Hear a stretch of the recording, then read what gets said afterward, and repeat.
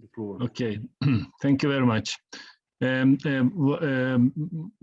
Now recently we are talking about transition to 100% renewable energy. And after all these floods and forest fires and 8.7 million people dying from air pollution globally, and we recently started to talk about stopping burning fossil fuels in the atmosphere. So that's good. I mean, we are making a progress. I will just try to show you where we live in a very short time. I have only 10 minutes. So this is our global prison. As you know already, nobody asked where would you like to born, and we are in different countries. But this earth where we are living is in the middle of a refrigerator, huh? Minus 60 degrees. So, but now you see it's 16 about. That's because of the sun. Huh? Only sun, its heat and light is arriving free of charge. And earlier, about 4.5 billion years ago, the Earth was 6,000 degrees, 4.5 billion years ago, and no oxygen, but 2.2 billion years ago, we have started photosynthesis, and then we start to accumulate oxygen. Dinosaurs took some advantage of this, but then they died. And 400,000 years ago, we came to today's conditions, about 200 parts per million volume carbon dioxide. And so this means carbon dioxide is buried underground as fossil fuels, and the earth cooled down, and we have oxygen 20%. This was up to 1850, Industrial Revolution, 400,000 years. What did we do after 850? We have started to take this coal, burn down where it should stay up, burned in the atmosphere. For each kilowatt hours of electricity, we supplied back carbon dioxide 1 kilogram. So now we are in 425. It's in about the scale even. So this means Earth is started to get warmer. So this 400,000 years, the Earth worked to cool down, and 170 years, 2 man's life, we made it so that we are in prison in our houses. Both sides. I mean, 8.7 million people die because of air pollution. It's again fossil fuels and also climate change. We cannot go out from our houses. When we look at what we need to have, what we had 400,000 years, that was the case. Greenhouse gases in cooperation with sun provided us a living space. Additionally, molecules evaporated by water, by the sun, water molecules provided drinking water and agricultural irrigation water, and also photosynthesis contributed for food, and wind and sun rays everywhere, equally to everybody, means equity, and make everybody free. And also you don't need to kill anybody for using the sun's heat and sun. So anyway, this is the without human beings, that's the real life. It was 400,000 years. Anyway, so now we start to think about the solution. What is the solution? For anything to be a solution, we need to have enough resources. We have enough renewable energy resources. Now we have the technology, wind technology for offshore even, and now 50 megawatts are worked in University of Virginia in USA, and photovoltaic cells from 75 to today. Now we have the technology available with 40% availability, and the costs are shrinking. That's it becoming possible to do everything. And why we shouldn't use it, huh? That's for the future. And the internal or private costs were calculated in 1993 in Europe. And in 1980, while 5 million people died from cancer, USA started to switch to renewables, and Europe 1993 with external cost calculations. Now we say that the solution is energy efficiency and community power-based transition to symphony of renewables. So that's the case. Why I'm saying this, for any maritime spatial planning or land-sea interactions with European Green Deal, we need to do something for people with people. So this is what we are trying to do in Turkish cities. We are working for Izmir and Istanbul, the big municipalities, to make them in line with European Green Deal, climate neutral in 2030, 2050. But when we plan offshore renewables, we need to integrate this, the city planning.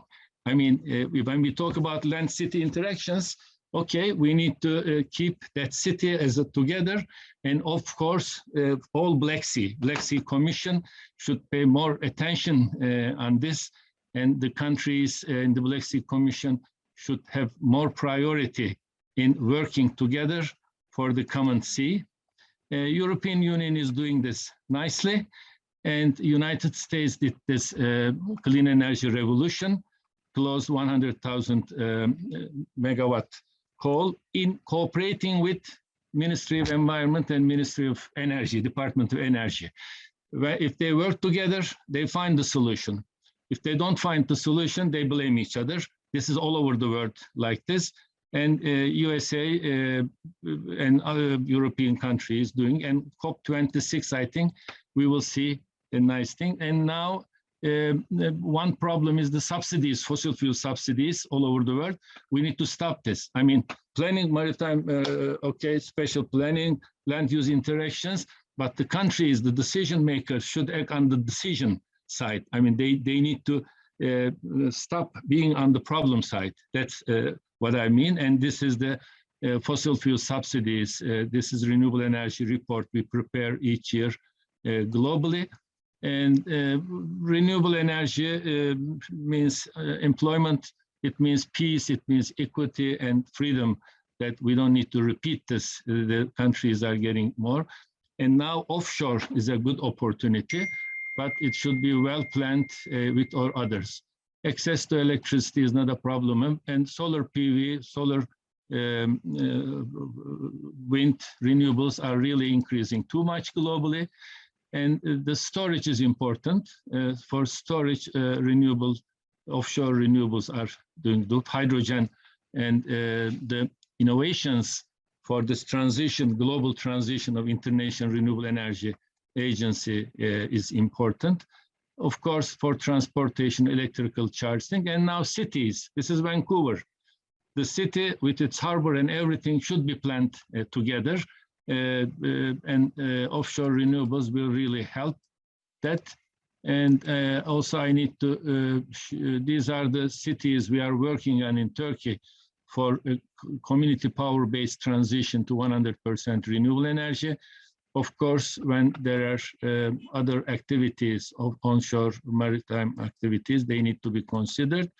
But the peoples are important because European Green Deal also asking this to do with people.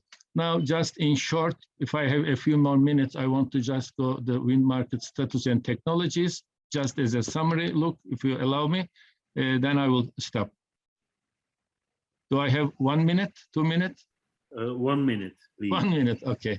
Okay, so the market is developing really, and the costs are decreasing. And offshore wind turbine technology, wind farm development, and the equipment logistics are really getting mature. In our long-term strategic plans for offshore wind, we were thinking only 2020 when they are commercial. In our planning the future with the technologies of the future was showing us this. And there are emerging offshore renewable technologies. This is floating foundations, increase the economic potential. And in Black Sea, some places we need this floating foundations. There are certain in UK demonstration projects.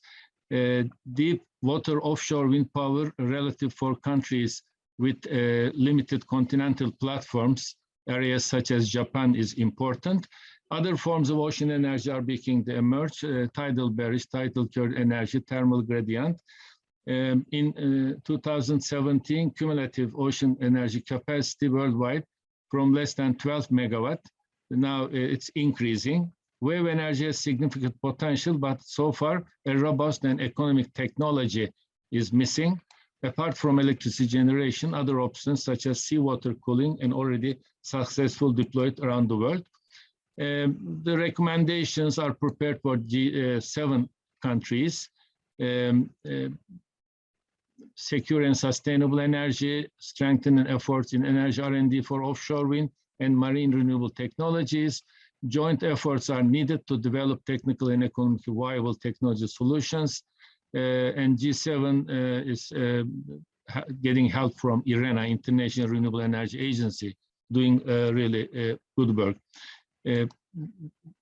The cost of offshore wind farms are decreasing, and these are technicals you probably all know, but the total things is increasing, and in 2050 we are expecting 521 gigawatt, and in 2017 was UK was the leader, and those, of course, all the other human activities in the ports should be considered, but together with the city. That's my basic message.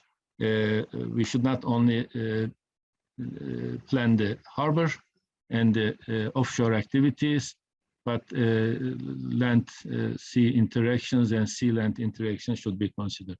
Thank you very much.